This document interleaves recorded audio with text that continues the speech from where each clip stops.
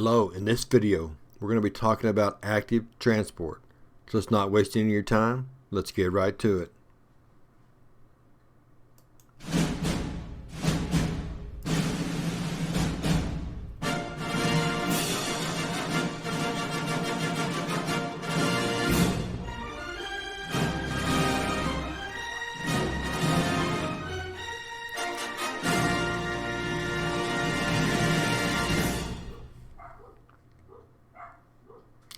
Now, when we're talking active transport, okay, the one thing that we have to remember is that we are leaving behind those passive transport principles, and now active transport has its own set of principles. And you can look at it in one way is that it's the exact opposite. So in other words, we are going to require energy for this transport, and we're going to be going against the concentration gradient. In other words, we're going to be going uphill. Okay, and one of our examples that we're going to use is a restaurant. Okay, now if you know me any at all, you know that I'm all about the food. I'm a foodie. I like making it, whether it's smoking, whether it's grill, in the kitchen, whatever. I just like making good food, and we enjoy going. Actually, we don't go. We usually get it and take it home. But good restaurants. So, but if you think about a restaurant, you know, if you go to a restaurant and you look in the pantry, you look in the refrigerator, you look in the cooler, you look in the freezer, you're gonna find a lot of food. Okay, a lot of food. But what you'll also find, if you look around, is you will find that they've already ordered a whole bunch more food. Now, why would that be? Well, obviously you can think of is that the food that they have is for today, maybe tomorrow, maybe the next day at the most. But they got to think about beyond those days. Okay, they've got to take into account that if they place an order, maybe it's 4 days before it actually arrives. So they can't afford to run out of food and then go get some more food. For one, it potentially would be cost-wise counterproductive if they just went to the grocery store as opposed to their wholesale delivery service. But they've got to think about the future, and your cells the same way. So active transport, when we say it goes against the concentration gradient, what we're saying is that we've already got a bunch, but we're bringing more in. Okay, but that's going to cost us some energy to do that because we're talking large molecules. Okay, big stuff. Okay, and that's the idea of with active transport. Now, another thing to think about the active transport, it has to be happening all the time. Okay, because diffusion causes that.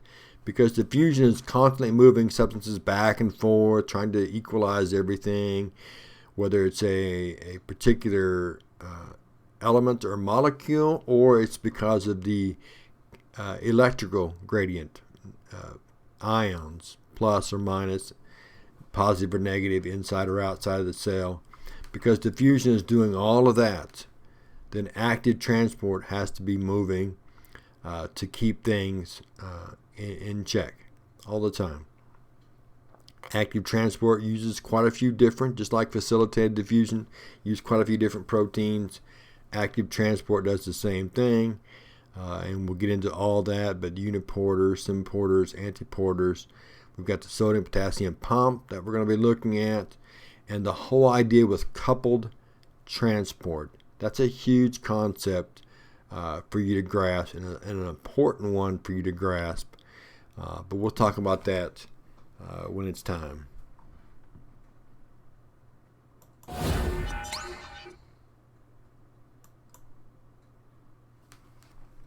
All right, the whole idea of active transport. Again, we want to emphasize those principles. It requires energy. Okay, and that energy source is going to be ATP. ATP is going to supply the energy for whatever the transport is going to be, and we're going to move substances from a low to high concentration. Passive was the other way, high to low. In other words, we're going to be taking things that there aren't where they're not much to areas where there's already a whole bunch. Okay, and it's going to have to take the proteins we're going to use have to have certain skill set, just like the actor in Taken would always say. I've got a particular skill set that I use, and these proteins are that. And again, we're thinking restaurants. We're thinking about we've already got a bunch, but we're bringing more in because we got to think about the future.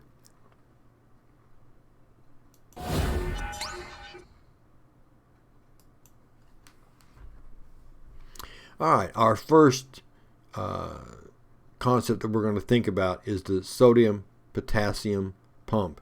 And the sodium-potassium pump is huge when you're talking about your neurons. Matter of fact, one of our day 2 activities, or our crowd, or just one of our activities in class, are going to be to look at a simulation of a neuron and to see this process.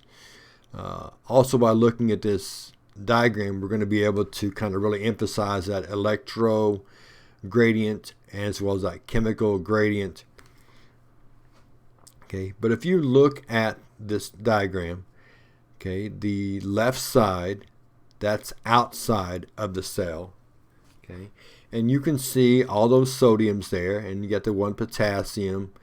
And if you add up the positives, okay, and then add up the negatives, which is the chlorines, there's going to be more positive ions than negative ions. So therefore, the outside of the cell is a positive charge, and you can see that at the very, very top. Okay, now inside the cell, and the very first time I looked at this diagram, 100 years ago, and looked at it, at first glance, you're thinking, wait a minute, how could the inside be negative? Look at all those purples. I mean, we got a whole bunch of them there. Just a few A's, a couple of chlorines, even got a sodium in there.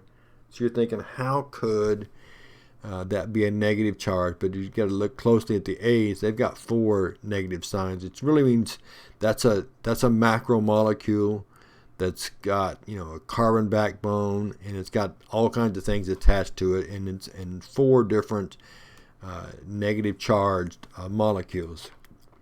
So if you add up all the positives and subtract all the negatives, you're going to get a negative number. So the inside of the cell, in this case, is negative, and it always is negative. I mean, it does reach a positive number when a neuron fires, but under normal conditions, a cell just is negative, and that's just the way it is.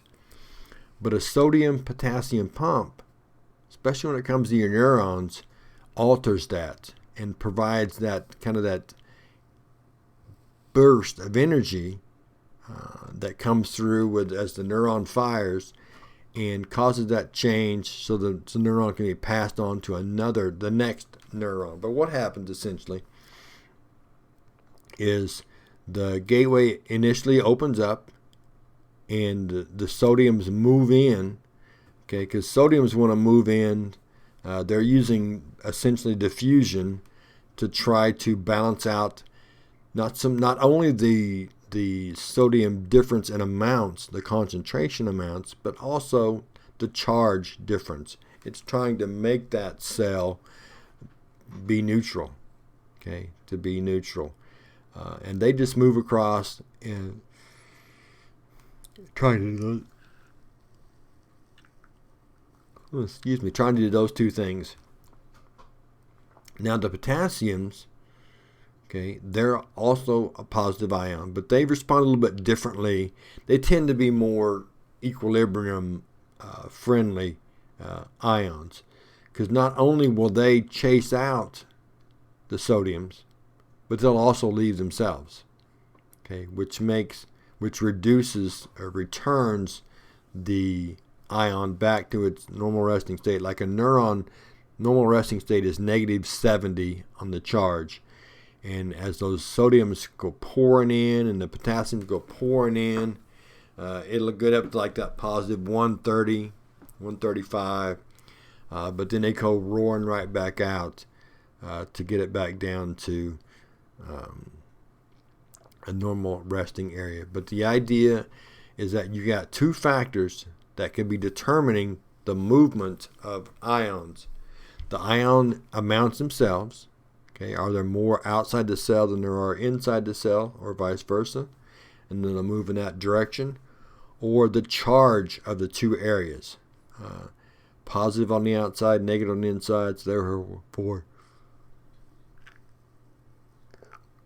positive charges are going to be moving into to try to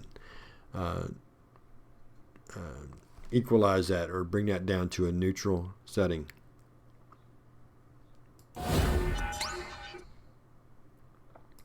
Alright, so in this process, active transport, we're going to use 3 types of proteins. And these types are basically named after their function. Okay, but when we're going to move things, if we use a uniporter protein, then that's going to move one molecule at a time in one direction. Okay, a symporter, S for symporter, S for same, as in same direction, we're going to be moving 2 molecules in at a time. Okay, just like we talked about that saturation rate, where now we've got double the amount going in and in the same direction.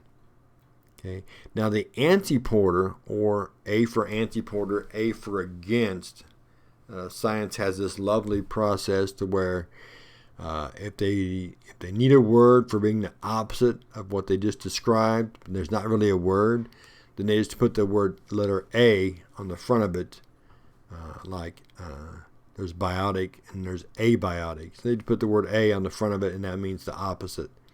But an antiporter is going to move molecules in different directions. Okay, so you can think of the first one is like a city street, just a car every now and then coming through, and then the second one you can think of like a divided, a city or a 2-lane road where 2 cars can go through at the same time, and of course, in the antiporters, those big highways where they're split and you got multiple things going through in multiple directions.